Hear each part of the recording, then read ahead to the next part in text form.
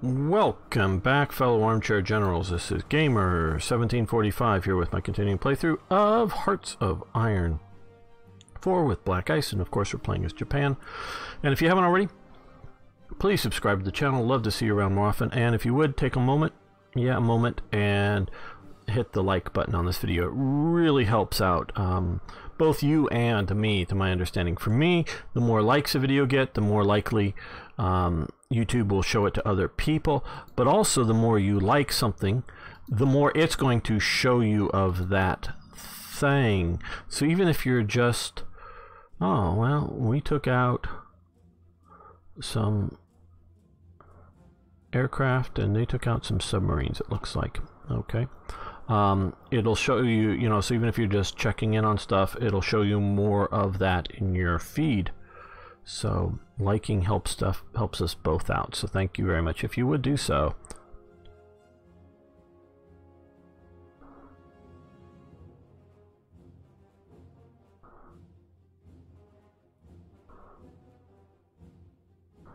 Okay, so in the chat is talking about Indian aircraft carriers, which India is trying to develop a blue water navy.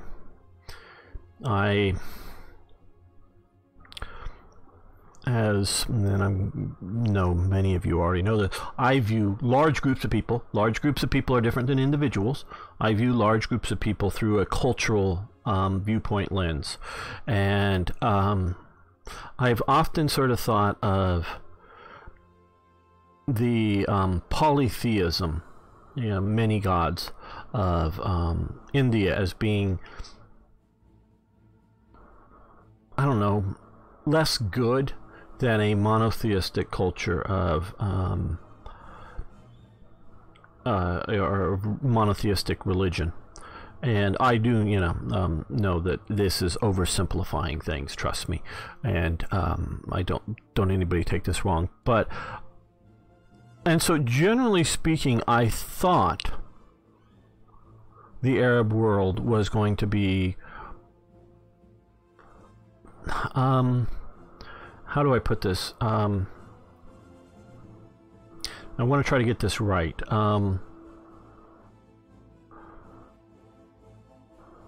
More willing to modernize, not westernize, I don't mean that, but more willing to modernize and moderate their religious and cultural viewpoints. And I was looking at that through the lens of places like Iraq, like Syria, both under Saddam Hussein and under Assad, but also Egypt, and whether that's Egypt under Mubarak or Egypt under Sadat. Even if you go back to oh, what's his name? The guy before Assad, Nasser. Definitely the sort of the socialist Arab, and then definitely knowing the traditionalist monarchies in places like Jordan and Saudi Arabia. But I'm really seeing what it seems to be a resurgence of aggressive and often violent Islam. And so I'm definitely seeing that, and though I'm understanding, and I may be entirely wrong, it seems to be also a growing Hindu fundamentalism, but Azads may or may not want to comment on that in India, at least under the current prime minister in India. It seems to be that way. But as geopolitical and geocultural, which are different things but similar things, definitely shaping up of an alliance between India and the West against a little bit Islam, but more against China, because India seems to want to not become a subject. A puppet is too far. Well, maybe subject may be also too far. But doesn't want to become subservient to China.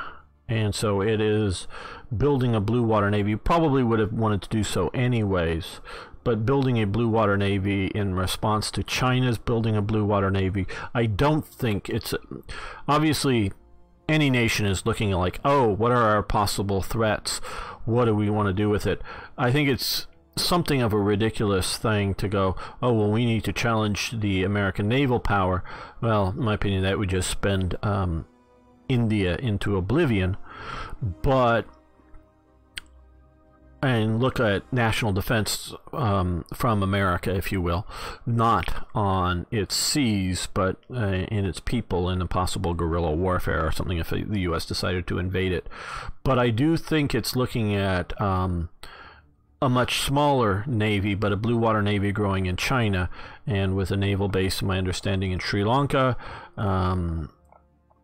is being built or something for China. They also have one out here in Djibouti. That India is very worried about Nepal and Bhutan being swallowed up by China. They do have long-standing border disputes and is worried about its border integrity, as well as just general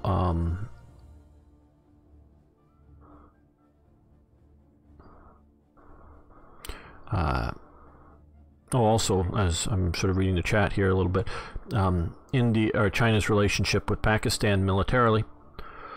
So it is building up a blue water navy to better counteract that in the Indian Ocean.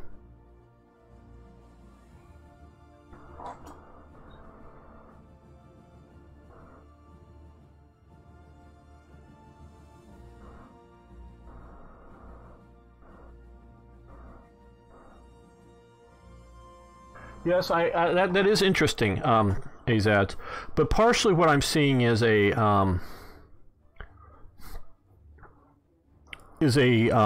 prudishness, if you will. You know, the idea of moral codes in Indian cinema, and I know you have a vibrant and huge cinema industry locally. And other things, because I remember some Indian actresses who, you know, not even getting naked, but getting, you know, too exposed or something, and causing sort of moral outrages and other things that I think are moving in a direction, in sort of a fundamentalist. And I may be wrong all about this because I'm not an expert, but I'm just sort of observing this from little bits and pieces from the outside, that India seems to be pushing more on that. India seems to be limiting access to things like condoms, which I don't know why a government would care about people's access to condoms, but it seems to be a thing in India. So you know, and maybe it's just sort of, you know, my cultural viewpoint on looking at the stuff, but that's sort of what I'm seeing with India. It's partially, you know, the descendants or either genetically or culturally of the invaders. I agree with that. That, you know, the Abrahamic religions, and of course there were many different Indian states outside of Bangladesh and Pakistan that were Muslim ruled over Hindu majorities.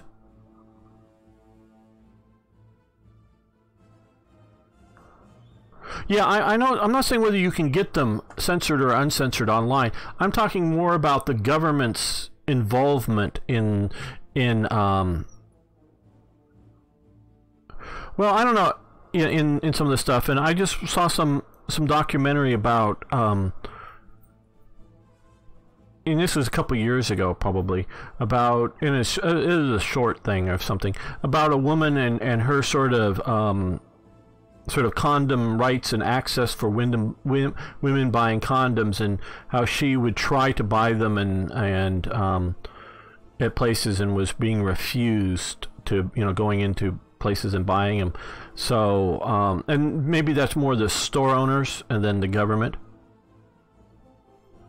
And so you know, again, I'm far from an expert on this, Azads, but it just seems that there, and I know there's been some rape trials and some other stuff that's been pretty ugly that the government is dealing with. And I'm far from thinking that India's all bad, very far from it. But it just seems to be moving in a less Western viewpoint, if you will. Or maybe I should say a less modernistic viewpoint, culturally, is what I'm talking about. And because India definitely has a major place in the world. It most assuredly does. That is often overlooked by outsiders. And I think it should learn something from its British past and offer up sepoy regiments to the Western world of volunteers to fight in other parts of outside of India, to fight some of our problem areas. Yes, I don't know whether they would really care. Oh well, but I'm talking not just government control, but the government, because there's government has laws is one thing, and that is a thing. And the other thing is government supports certain moralistic point of views, and then you get prudishness, foolishness of store owners.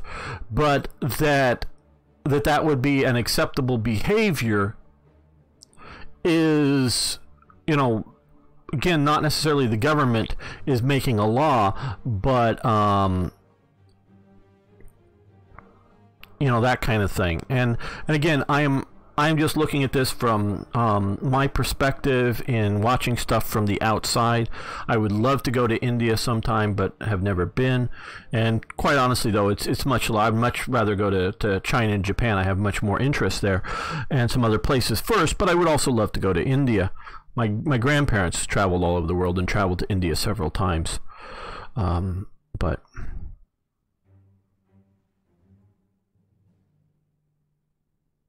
well, less U.S. UN peacekeeping, but more war fighting operations. And I know the India has contributed to UN peacekeeping stuff, but I mean active, not the Indian Army. I'm talking about volunteer formations sponsored something by the government, in which because I'm just seeing the traditions of the past, and I don't know if they would translate, but to form regiments that would be primarily Indian, though maybe other volunteers from other parts of the world too, but to fight in other problem regions around the world.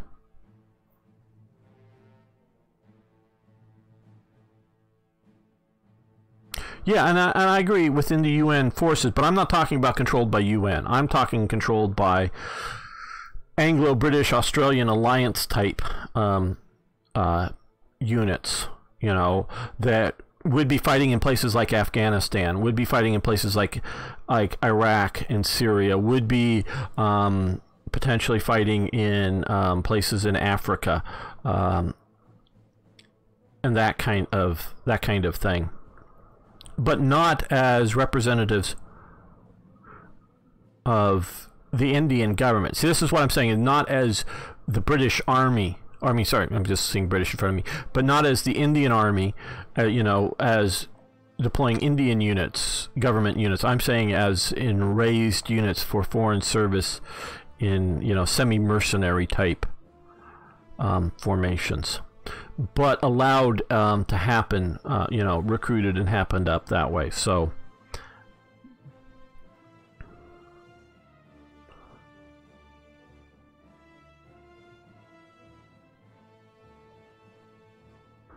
yeah, I have seen some video of some skirmishes with India and China, including some stuff going on. Not so much. I don't think any shots were fired in Bhutan, but India Bhutan requested some Indian troops to help protect its border with China.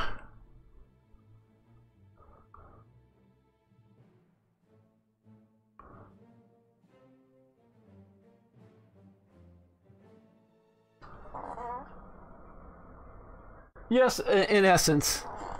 Well, I'm looking at it as a way that I don't know how much financially India can contribute. I don't really think it can contribute much industrially.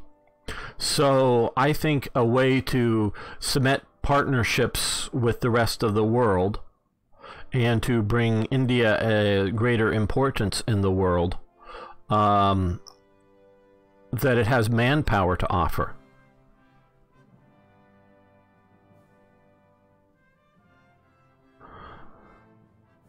And so, you know, if you want to be a great power nation, and I think long-term India has the potential to be a great power nation long-term, it needs to look outside of its subcontinent. But if it just wants to be a power nation within its subcontinent, that's fine. But it's just going to be that and will be overlooked for anything dealing with outside of its subcontinent.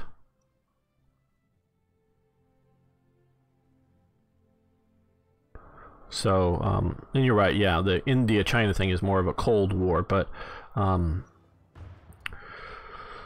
it's an important one, and Cold Wars do have battles, so yeah. Okay, let's get to another episode here. Fun talking. Oh, we are in a minute. We've been talking too much and we are in an episode. Okay, well, let's continue this episode here. I lose track of these things. Sorry about that.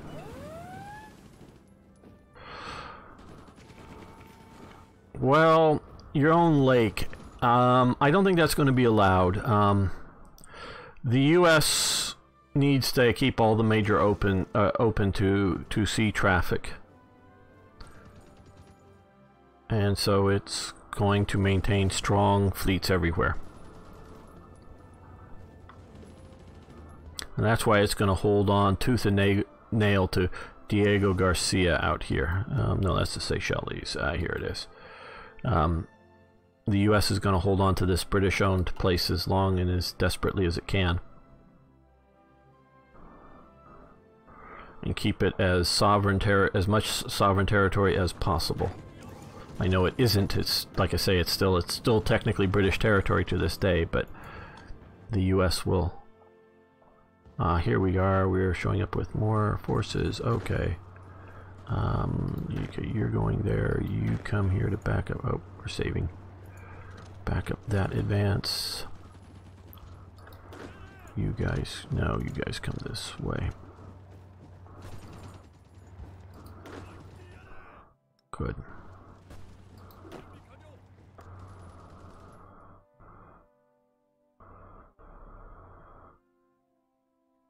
Yeah, to trade, but to make sure that happens, we're going to keep a large fleet there. The fall of Rome. Again, that's the second time the Rome has fallen, it appears.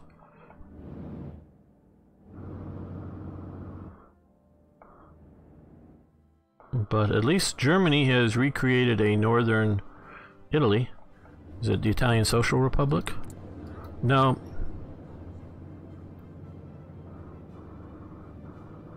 I don't think so. Well,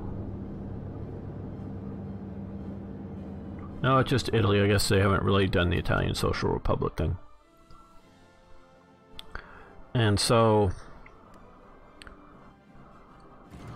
you look at who's still the primary naval actor to deal with the piracy here is the United States. And again, that would be another place that India, if it wants to be a great power, should get involved, is in Puntland here and get rid of those damn pirates. This is where Puntland is, and that's where all those pirates were coming from, or are, or were, or whatnot.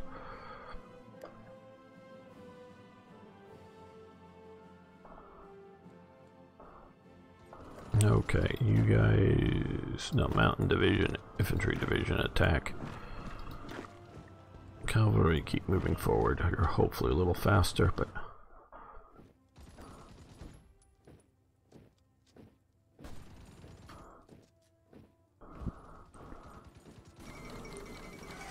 Oh, Azads, our economy is booming.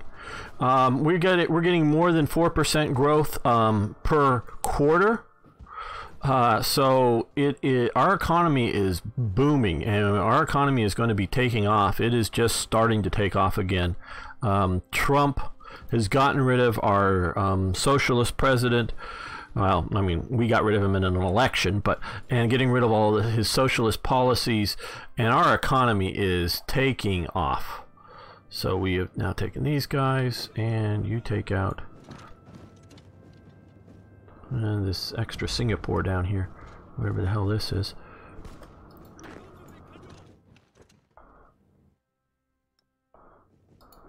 Okay, well, you move up to there.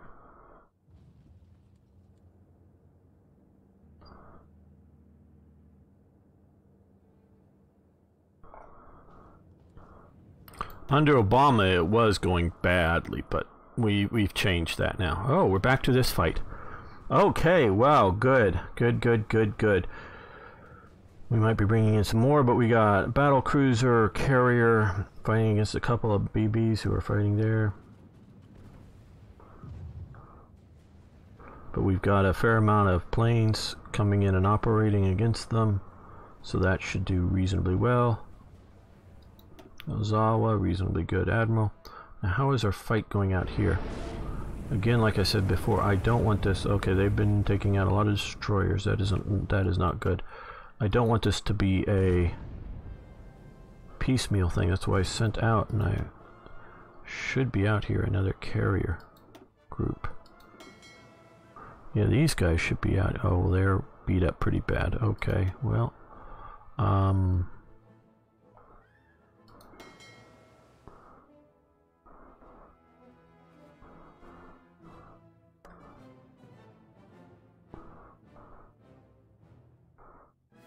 well, I want you to go to sea and search and destroy there. We need a victory now and not... Well, this time we lost 2 light cruisers, 3 destroyers and some things, but we took out 9 destroyers, a heavy cruiser, and 2 light cruisers. So that was a good rate of exchange. I don't think they have anything. The Royal Navy has anything out here in the Far East.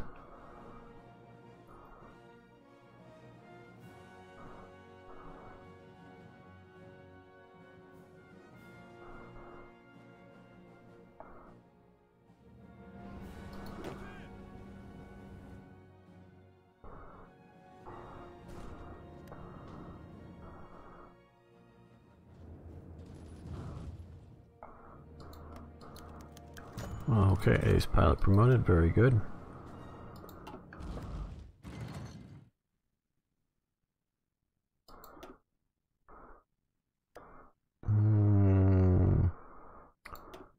Wow, I need, okay. This is what I need right here.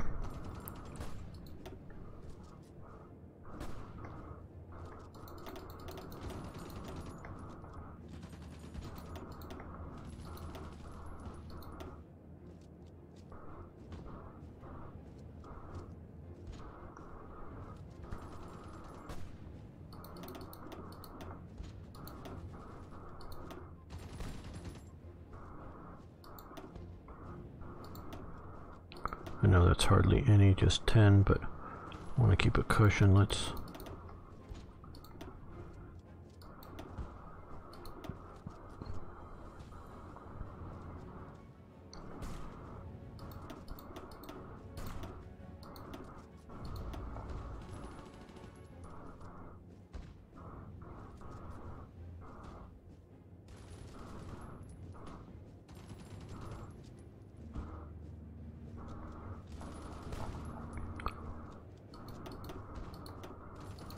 Okay, let's see these guys. We want them operating up there, going after enemy air,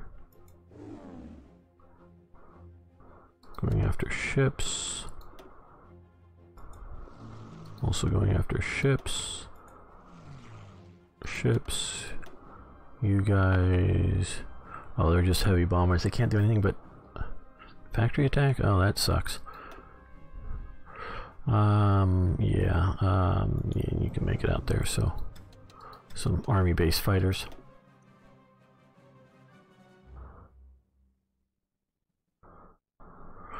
Oh, the Indian economy will become stronger over time, but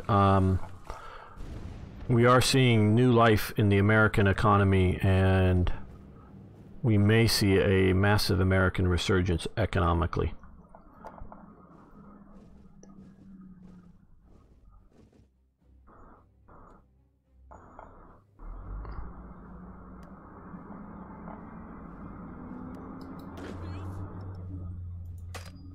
Okay, you guys come up to here.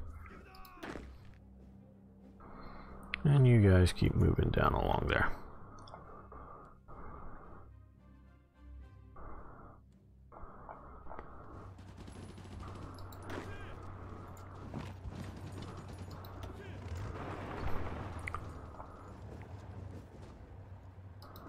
In the long run, I don't think the US is going to have a problem maintaining its carrier fleet and such.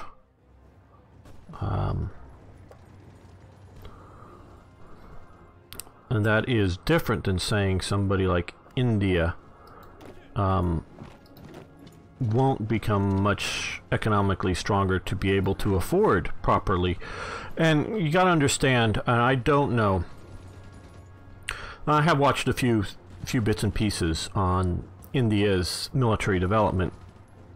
You know, the Azun tank and some of the other stuff that India is doing, and often nations keep these things hidden from people.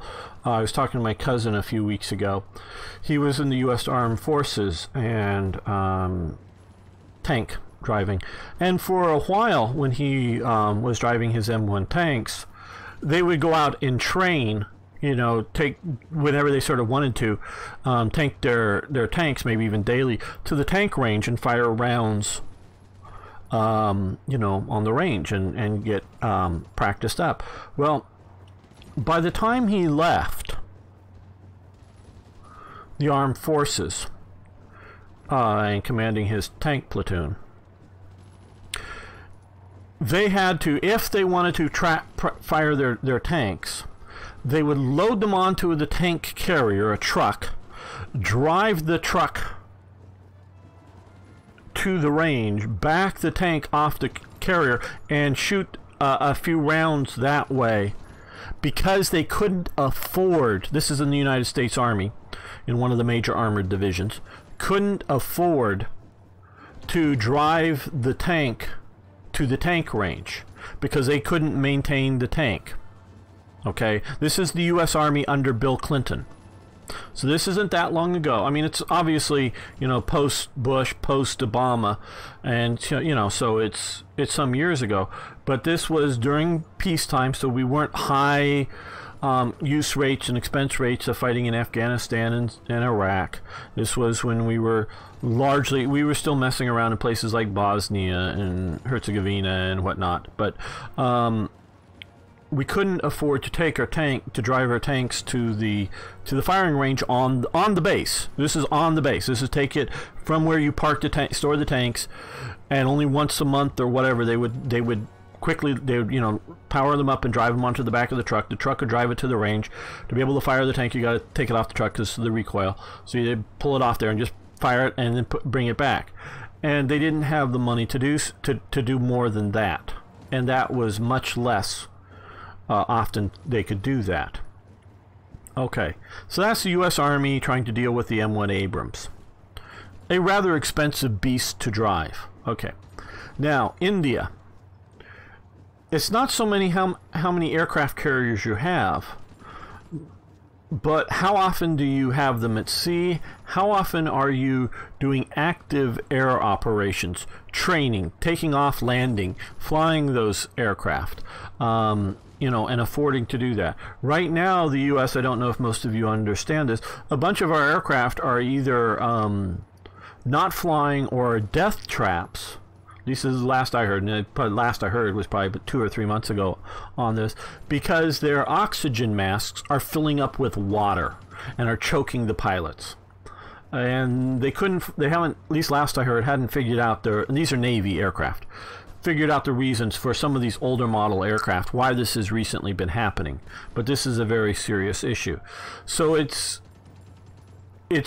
affording, you know, it's not just buying or building an aircraft carrier and getting the aircraft on it and being able to fly them. It's having them well trained, you know, not just the pilots flying them, but the ground crews on the carriers, and having all the maintenance and affording that, and knowing that once in a while an aircraft is going to have a problem and have to ditch in the sea, because they just do. An American aircraft just do have this, and to be able to afford, oh, yep, there goes a, you know, $500 million aircraft. We lose 4 a year or whatever it is. Most of the time, you know, I don't know the numbers and whatnot, just from training accidents, and that they, you know, most of the time the pilot survives because they have ejection seats and they punch out and they land in the water and there's a quick rescue. And just know that that is the cost of keeping a high tempoed Naval Air Fleet air arm up. And so again, I don't know, but I suspect the cost of doing that is prohibitive for India at this time, even with its 2 carriers. Not that they can't operate, but just operate at that level is just very difficult. So well, India's bought different tanks at different times. I don't know, I haven't read all the chat, but their new Azuns, I'm probably mispronouncing that, but is a locally developed design. At least that's what I understand it to be.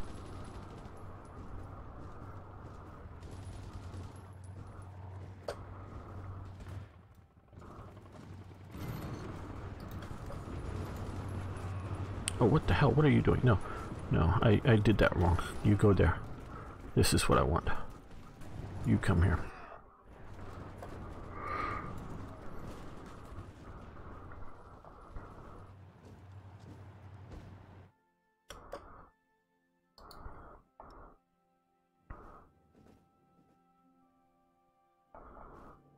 Oh, good. We're pushing out some Indonesian troops.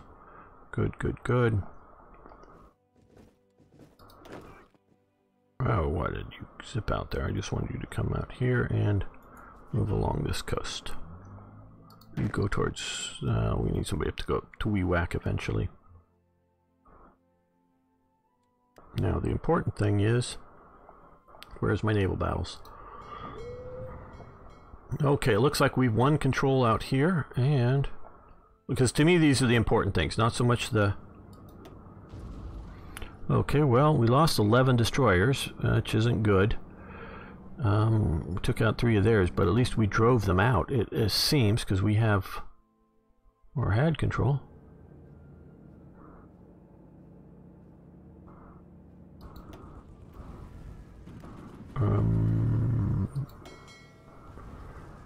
Okay, yeah, you go to port, because we need more, we need to build more destroyers up here. Because without destroyers, our ships are going to be whittled down. Okay, let's look at our... Oh, stop. Okay, well, we want to complete those, and then we're going to build some more. Well, let's build a couple of shipyards. They'll come a bit faster.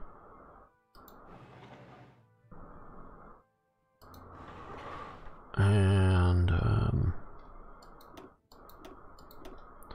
move those down.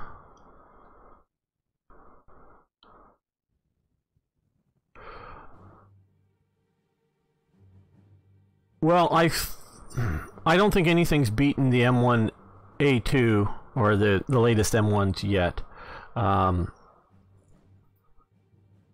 in any category.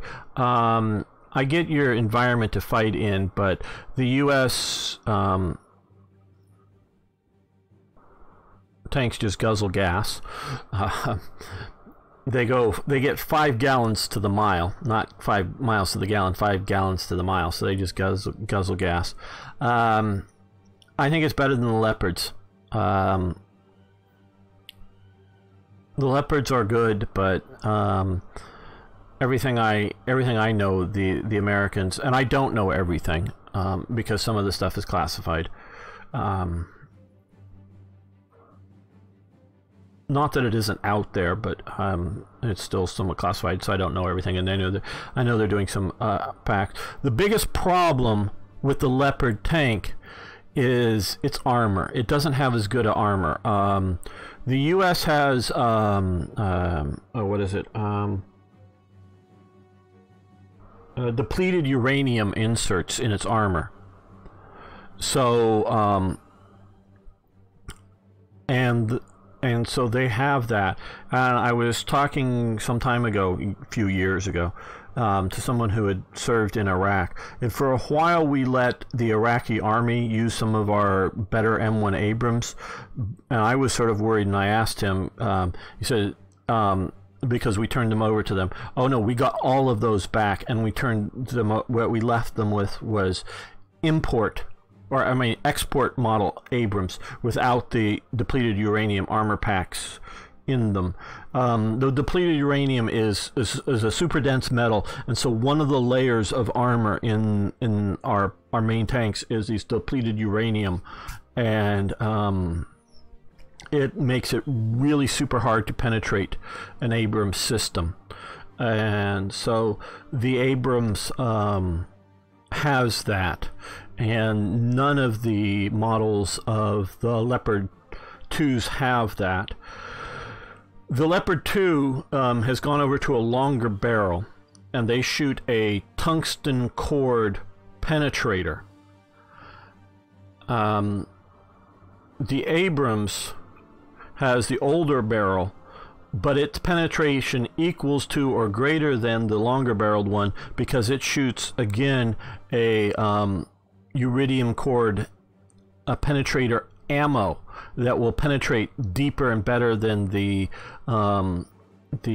tungsten core penetrators. Germany, you can shoot, if you buy some American ammo, or the America gives you some of our penetrator ammo, you can shoot that out of a Leopard 2. So that isn't inherent to the tank. It's inherent to the gun caliber, and it's meant to be able to do both. But Germany does not do any of the depleted uranium armoring or ammo. So that's why they had to go to the longer barrel, to try to meet the performance levels that the U.S. tanks can do with our better penetrators. I don't know whether the British use either the extra armor or the extra penetrators.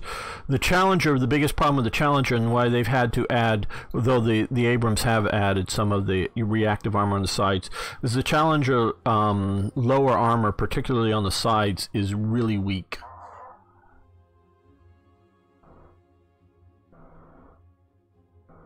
Yes, you're at IKB. You're absolutely right about the fuel nets.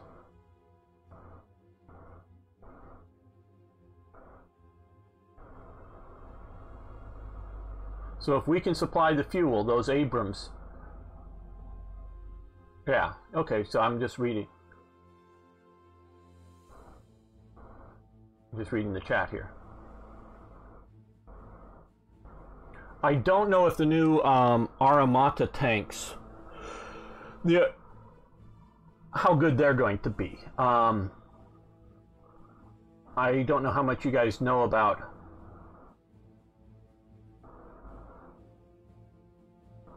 Oh, the ride on the Abrams is really good. It's really comfy. It's going along, and we were able to fuel the tanks from the border of Kuwait up to Baghdad in a mad dash, longest tank dash kind of thing. So long as we up through this campaign, fuel was not. I mean, I'm sure they had to supply it, but they were able to supply and move. So long as we can fuel those tanks, we've got it. The new Armata tank, don't know how much you guys know about it. It's highly automated, and I don't know how good Russian automation is. And I mean how often will it just break on its own? The old autoloaders in the Soviet days weren't that good. They did decrease the the crew by one, though I hear it had a tendency to load the gunner into the thing, you know, catch his arm and ram his arm home. That doesn't mean the Armata has, well, it doesn't have that problem because they put all of the crew forward in a central position and heavily armored it up. So the rest of the tank is relatively, and again, it's all secret and I don't know, but my understanding is the rest of the tank is relatively lightly armored. It's super armored up front in its 3-man cabin. I don't know how easy it will be to effectively knock out, meaning hit and not destroy necessarily, but either make the engine so it's no longer running properly, so it immobilizes it. Maybe takes 10 minutes, maybe it takes 10 hours, maybe it takes 5 days to repair the engine, I don't know. Or how easy it is to shoot and knock out you know, the turret and gun mounting. And you may say, well, just hit it once and it doesn't, and it's fine.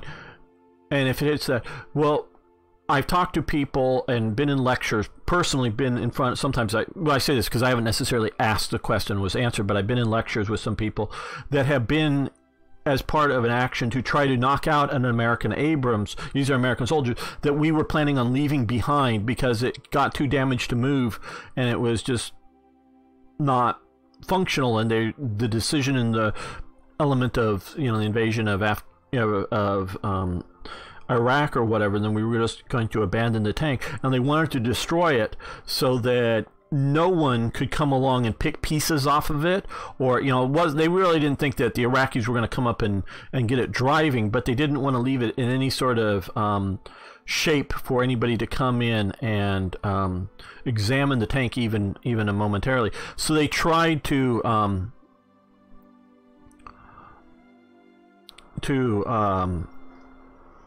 you know, try to destroy the tank out, and basically to the point they had to give up after shooting a bunch of rounds at it with our own best penetrators. We couldn't sufficiently destroy. This is already an immobilized, non-functioning vehicle that we had determined, at least for the immediate needs, they couldn't recover or wasn't worth recovering. We couldn't knock it out well enough. So that tells you how hard these things are to knock out in the battle. Yes, the electric array of countermeasures on the Armata has a lot built in. I've seen one photograph of the Americans with one of the two Israeli systems. Israeli has two you know, active protection measure systems. We bought into one. I sort of favored the other one, that have both electronic as well as physical things to stop incoming rounds actively. The U.S. is looking at them. They have to for the U.S. you have to hang it on the outside of sort of the armor, so it's sort of bloating the tank up even more. It is time for us to start looking at a new tank. I would vaguely base it on the same principles, you know, the idea of having a manual loader and having a lot of the elements. We can go down to, it has been developed, though the U.S. Army hasn't bought any of them, another turbine engine that doesn't have the quite as good top end power, but since mostly we run that engine governed down, meaning it can't go up to its full thing because we don't want to break the tanks, that uses only about 60% of the fuel, still a lot more fuel than a diesel engine in it, but has, in a practical sense, very similar performance as the current big engine, turbine engine, a smaller, more efficient turbine engine that would be good. So if you were to take some of these elements that we sort of looked at and build a new version of the M1 that's vaguely the same, I think would be a good thing, and about time that we start looking at it. But we just really haven't had the defense budget, and under Obama they did what they called sequestration, was that they weren't going to expand military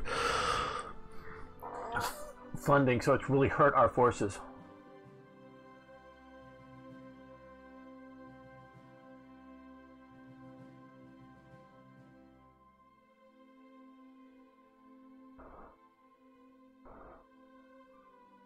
Very interesting about the Royal Engineers. Cool.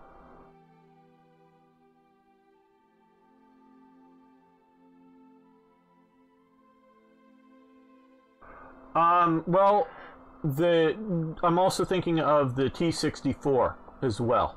AZADs. That was the good Soviet tank was the T-64. The T-62, the T-72, those got exported, but they basically, definitely not outside of the Warsaw Pact cores. They didn't export what they thought was the T-64, if I remember all that right, and that was the good version, and that would, like I say, auto load the gunner from his position.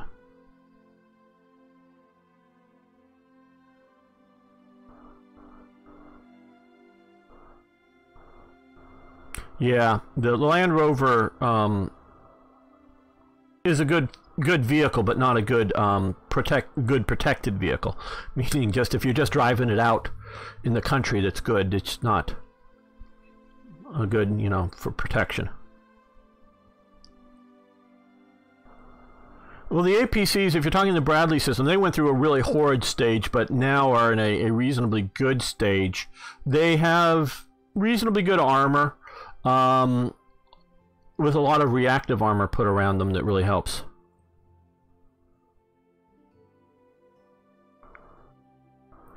Well, we have made the decision that we don't want to nuke places. So yeah. The S-400 I understand to be a good system, but I have not yet seen it operate against first-line Western aircraft. So it might be able to shoot down passenger liners well, and it might be able to shoot down target drones well, but I've yet to see how it works against U.S., Israeli systems well enough to know that it's doing a good job.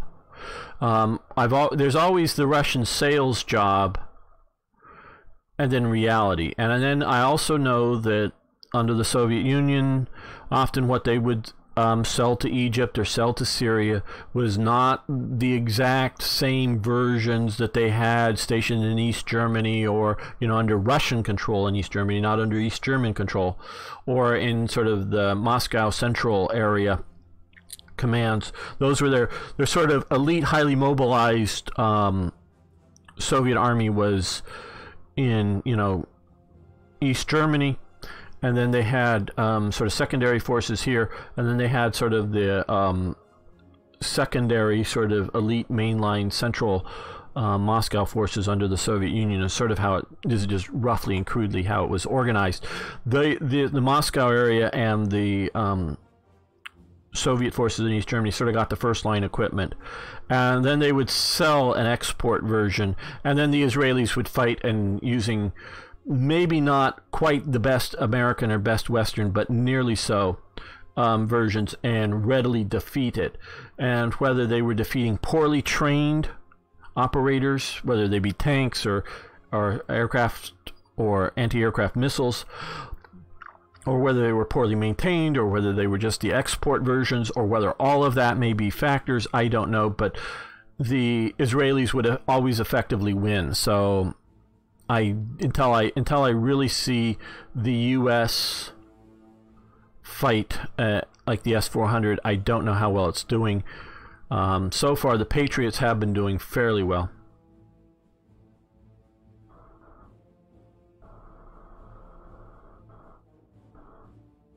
Oh yeah, I'm sure there's torture sitting in the desert and those things. I'm absolutely sure of that.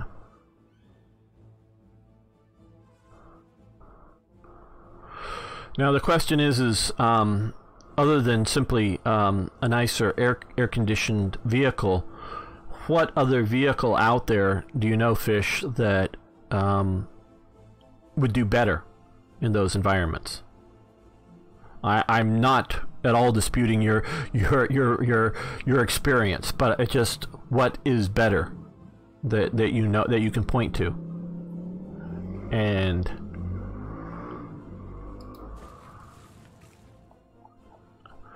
because I have been inside of a Bradley, not ridden around in one, but just been inside one briefly, but not been out in the desert in one at all. But I have been out in the desert in kind commercial vans out in the California desert that are getting probably almost as bad, maybe not quite as bad, and feeling very lethargic and dehydrated. But I didn't have to go fight in the battle, so I, I've had a teeny bit of your experience, not quite your experience, and I wasn't wearing body armor or carrying a huge, kit. Yeah, oh yeah, universal carrier. Well, at least that was a bit more air conditioned, because that was part of the meaning. The idea is that you had an open top. If you had a cover on it, I don't know how the sun coming in, but that's part of the problem I think he's talking about with the Abrams and Warriors is you're sealed up in it pretty heavily. Okay, we've got better artillery, so that's good. Well, let's research better guns.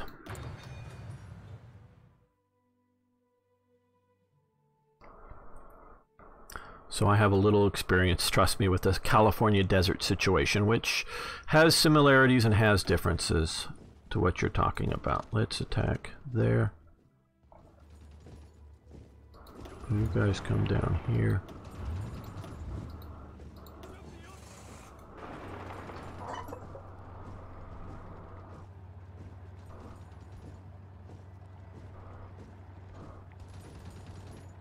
Yeah, and that's, to a point, comes down to what type of war you're fighting. If you're fighting a war of maneuver, you want to get and maneuver around and be in good condition to fight.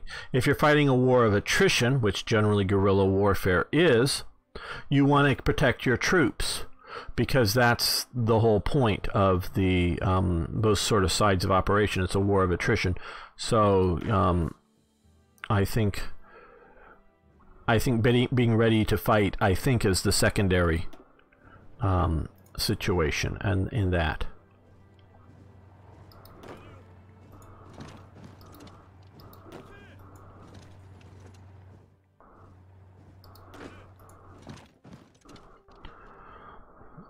Because survival is more important for winning the war versus, and if most of your combat losses are, IEDs and landmines and those kind of things, then protection is the way to go.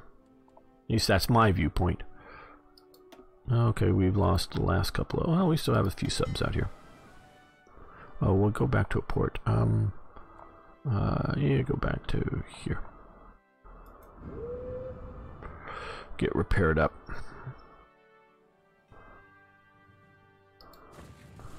Okay, well, this episode's gone on long enough. I think we're going to end it. I hope you've enjoyed their interesting chat. We've gotten some far. We've taken out Burma. We're moving on India. We're trying to now march through Indonesia. We'll call it that. And we've been fighting some major naval battles. So far, we haven't had a major carrier loss. We've been taking out some transports. Had some destroyer losses. Well, a couple of CL, or 3 CLs and 3 destroyers. That isn't good. Okay, we need to get some more air power down here. And let's take a quick look at the European theater. So, looks like Germany is pushing back a bit. Secured this up again for Italy. Here, how interesting. Well, let's end this episode. I want to thank you all for watching. Thanks for liking the videos. If you haven't already, please subscribe. And of course, please post questions, comments, suggestions, ideas. And if you're later on talking about something that's in the chat, you might... I love your comments about it, but you might want to just make sure I know what you're referring to, what stuff, and gladly have you comment there. Thanks so much. See you next time for more Hearts of Iron.